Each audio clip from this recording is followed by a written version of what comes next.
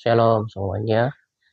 Ya, kita lanjutkan ya video kita, obrolan kita dari posting yang terakhir saya bagikan tentang pengangkatannya. Nah, saya akan terus tambahkan tulisan-tulisan yang meneguhkan, menegaskan atau memperdalam topik-topik yang saya bagikan ya, termasuk pengangkatan. Nah, saat ini tentang pengangkatan yang sedang saya fokuskan ya. Nah, jadi kemarin beberapa hari yang lalu ya, kemarin lusa kalau tidak salah, ketika saya beraktivitas, karena memang saya itu sudah komitmen untuk stay prayerful ya, remain in fellowship with the Lord ya, tetap bersekutu sama Tuhan dalam bentuk misalnya menyanyikan lagu-lagu rohani ya. Kemudian jadi atmosfer rumah itu saya pastikan itu atmosfer hadirat Tuhan ya. Jadi nggak ada musik atau lagu-lagu yang mengganggu damai sejahtera gitu ya. Kemudian merenungkan firman dan praying in tongues ya, berdoa dalam bahasa roh. Nah, jadi ketika beraktivitas sore itu Roh Kudus membuat saya mengerti, diperdalam lagi tentang pengangkatan ya. Jadi saya perlu sampaikan ini lewat video supaya lebih jelas ya. Memang masing-masing bentuk hantaran ya, maksudnya itu dalam bentuk tulisan ada plusnya, tapi ada juga minusnya. Kalau video juga ada plusnya, of course that clearer ya, itu menjadi lebih jelas. Tapi ya it takes time ya, membutuhkan waktu untuk kita mendengarkan. Sebab ada banyak orang itu nggak suka meluangkan waktu mendengarkan yang penting, malah mendengarkan hal-hal yang tidak berbobot, yang tidak menilai gitu ya. Nah, tapi bagi orang yang serius ya, mana-mana saja masuk ya. Yang tulisan juga didengarkan, disimak, yang tulisan juga dibaca, disimak. Yang video pun walaupun itu panjang akan dia memperhatikan gitu ya. Jadi silahkan saja pilih mana yang disuka, dan silahkan saja juga Anda atau saudara untuk menyikapinya, mau anggap penting atau main lewat saja, because we have our own choices ya, kita punya pilihan masing-masing ya. Jadi ini dibentangkan sama seperti Musa, kata Musa atau Yosua ya, dibentangkan semua pilihan, you choose, mau pilih mana gitu ya. Jadi dengan adanya media sosial sekarang, kita tinggal pilih apa yang baik untuk kita gitu ya. Nah, back to the topic. Nah, ketika saya beraktivitas, saya diingatkan tentang ayat Matius 25 itu, tentang 10 gadis yang menantikan mempelai pria yang laki-laki. Dan ini kan sebenarnya bukan sesuatu yang baru buat kita, terutama pembaca Alkitab. Jadi udah paham. Tapi kedalaman setiap firman itu akan gradually ya, akan perlahan-lahan Tuhan berikan gitu ya. Nah, saya sangat percaya sih ketika saya udah sodorkan tentang pengangkatan gitu ya, kita yang tidak biasa membaca firman, yang tidak biasa mendengarkan hal seperti ini, di gereja lokalnya, paling tidak sudah dapatkan bisikan atau sekilas info gitu ya tentang adanya pengangkatan. Karena semuanya ada di dalam firman. Kenapa kemudian menjadi asing bagi kita? Karena kita sendiri tidak membacanya, ya. Dan kebanyakan gereja tidak membicarakannya, gitu ya. Nah, dengan dengan steps yang seperti ini, langkah-langkah seperti ini, nanti akan lebih mudah memahami apa yang saya sampaikan ke tingkat yang lebih detail, gitu ya. Nah, jadi ketika saya berikan perhatian kepada 10 gadis itu, gitu ya, 10 gadis bijaksana itu. Nah, Roh Kudus memberikan saya pengertian lagi bahwa itu sudah clear karena firman Tuhan itu adalah iya dan amin, ya. Saya sangat percaya, entah kita suka membaca firman apa enggak, kita pasti percaya bahwa firman itu adalah kebenaran dan iya dan amin. Tapi jangan hanya iya dan amin untuk certain verses, untuk ayat-ayat tertentu yang misalnya Tuhan baik, semua setuju gitu ya. Ya untuk semua, termasuk untuk fakta neraka pun mau nggak mau harus iya dan amin gitu ya. Jadi jangan cuma cuma puji Tuhan, haleluya untuk firman yang kelihatannya baik didengar, menguntungkan kita, yang tidak menuntut harga untuk ketaatan misalnya gitu ya. Nah, jangan. Iya dan amin, untuk semua firman Tuhan gitu ya. Nah, termasuk untuk, eee eee, fakta bahwa tidak semua orang Kristen akan mengalami pengangkatan. Nah, ada di ayat Perjanjian Lama katakan bahwa 2 saksi, perkara sah ya, rasanya di Perjanjian Baru juga ada katakan itu.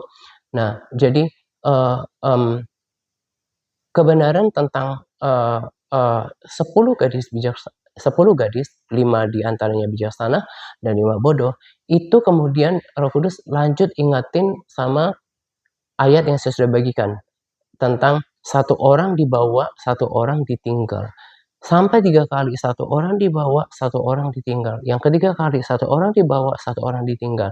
Berarti kan itu persentasenya itu benar-benar 50-50.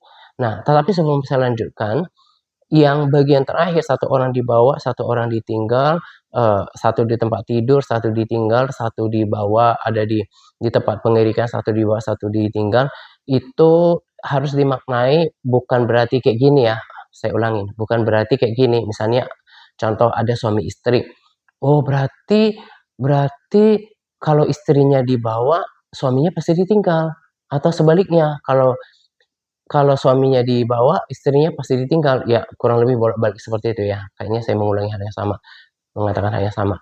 Atau, 2 orang physically, secara fisik ada bersama-sama, terus mau nggak mau satu ditinggal, satu dibawa, bukan gitu maksudnya. Itu, itu, eee itu cuma, menjelaskan bahwa pertama, as simple as this, tidak semua orang Kristen akan mengalami pengangkatan. Ya, itu itu abundantly clear, itu benar-benar sangat jelas, bahkan orang tidak berpendidikan tinggi pun tahu, dan memang firman Tuhan itu nggak semua sulit, asal kita mau belajar. Itu sudah jelas dikatakan bahwa tidak semua orang akan mengalami pengangkatan. Siapa mereka? Tuhan tidak tentukan misalnya dari sekarang, "Oh, saya tandai nih, ini nggak bakalan selamat," enggak. Siapa yang kemudian, mem mem nanti kan Tuhan yang menetapkan siapa yang akan terangkat, siapa yang tertinggal. Tapi ketentuan, maksudnya siapa yang ketetapan itu Tuhan menetapkannya, memutuskan, memilih. Tapi untuk me untuk membuat kita menjadi bagian yang tertinggal, menjadi bagian yang dibawa, menjadi gadis yang bijaksana atau menjadi yang bodoh, sepenuhnya adalah tanggung jawab kita. Nah, jadi Jadi karena saya sudah, bisa lebih keras dan tegas untuk, maksudnya itu lebih stern ya, stern di sini maksudnya tegas untuk mengingatkan kepada kita, berhati-hati dengan kekristenan gitu ya. Berhati-hati dengan, menjalankan kekristenan kita, karena itu menyangkut kekekalan gitu ya, menyangkut kekekalan, menyangkut keselamatan jiwa kita, gitu ya. Jadi, eee, saya harus sampaikan pesan ini kepada kita bahwa tidak semua tidak semua, eee, orang Kristen akan mengalami pengangkatan. Eee, Gambaran tentang 10 gadis itu, separuh itu tertinggal. Dan kemudian ada satu yang dibawa, satu yang ditinggal. Itu juga menegaskan nggak semua. Jadi sekarang tujuan ini semua apakah itu ancaman atau menakut-nakuti? Sama sekali menakut-nakuti? Sama sekali tidak. Tetapi untuk memperingatkan kita supaya kita memilih dari sekarang apa yang apa yang apa yang, eee apa eee, yang baik untuk kita, supaya kita bersiap-siap menjadi gadis bijaksana itu dan menjadi orang yang layak dibawa. Nah, dikatakan di ayat itu kan bahwa, ketika ada seperti aba-aba, sambutlah, songsonglah mempelai akan datang. Baru si gadis bodoh ini mempersiapkan diri, terlalu telat. Nah, apa pesannya buat kita? Kalau nanti udah semakin mendekati harinya, kita baru siap-siap, kita dengarkan peringatan seperti ini, we take it lightly, kita anggap remeh gitu ya. Nah, nanti terlalu telat. Sementara waktu dan saatnya tidak seorang pun tahu. Tuhan bisa datang kapan saja. Dan juga hidup kita ini kita nggak tahu bahkan 5 menit yang akan datang. Jadi jadi sikap yang terbaik adalah sama seperti firman Tuhan katakan, kalau hari ini kau dengarkan firman Tuhan, ya, jangan keraskan hatimu. Langsung ambil tindakan. Terus apa yang kita lakukan? Sesimpel apa yang saya selalu berulang-ulang katakan dan dari awal. Mulai lebih sungguh-sungguh dalam mengikut Tuhan. Mulai mulai perbaiki hubungan dengan Tuhan. Mulai persesuaikan hidup kita sesuai dengan firman Tuhan. Mulai membaca firman Tuhan. Mulai memiliki jam-jam doa yang teratur gitu ya. Itu yang mau saya sampaikan, bahwa garis bawahi tidak semua orang Kristen akan mengalami pengangkatan. Karena tidak semua orang yang mempersiapkan diri dan tidak semua orang berjaga-jaga. Bahkan ada juga kelompok orang yang sama sekali nggak percaya pengangkatan. Ada juga di Alkitab katakan bahwa mereka akan menjadi, scoffers dan juga mockers. Mereka adalah pengejek-pengejek dan ya pengejek-pengejek ya, dan ya, sebetulnya kalau di bahasa Indonesia itu artinya sama, scoffers sama, mocker itu pengejek-pengejek, atau bahasa Inggris sih jadinya bedanya jauh, kayak pengolok-olok gitu ya, mana nggak terjadi gitu ya, yang seperti itu. Terus ada juga yang, berkata, tentang ada namanya pengangkatan sebelum masa antikris, eee eee, masa kesukaran, di tengah kesukaran atau setelah itu sih bagi saya ya, saya mau bilang bahwa stop bickering over ya about small things ya, unnecessary things. Jangan berhenti berdebat untuk hal-hal yang, bertengkar, untuk hal yang nggak penting. Yang penting saya nggak mau wasting time and energy untuk, menghabiskan waktu dan tenaga untuk bicara nggak penting. Karena, manusia juga bisa salah, kita semua sama belajar, yang penting adalah bersiap, beritakan sama orang, siap-siap, Tuhan bisa datang kapan saja, hidup dalam kebenaran, itu yang paling penting. Saya nggak suka berdebat, boleh dicari di platform mana, saya nggak pernah suka berdebat, karena saya tahu Yesus saya itu nggak suka berdebat. Dia ladenin ahli Taurat ya, karena ada pertanyaan-pertanyaan yang bodoh gitu ya, tapi Tuhan tuh nggak suka berdebat. Orang yang mau taat itu nggak suka memperdebatkan yang nggak penting, gitu ya. Dan satu lagi, ada juga orang-orang yang merasa benar sendiri. Firman Tuhan katakan, pengetahuan itu bikin orang sombong.